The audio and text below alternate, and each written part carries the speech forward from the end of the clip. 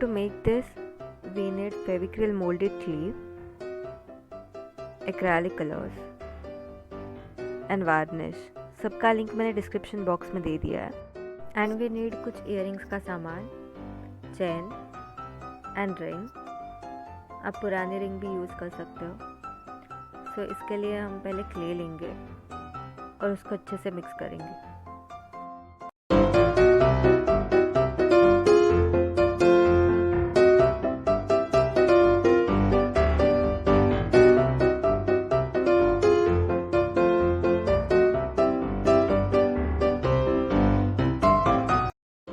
अच्छे से मिक्स करने के बाद हम उसको शेप देंगे. पहले मैं इयररिंग्स बना रही हूँ तो उसके लिए मैंने हार्ट शेप दिया है. आप कोई भी शेप दे सकते हैं.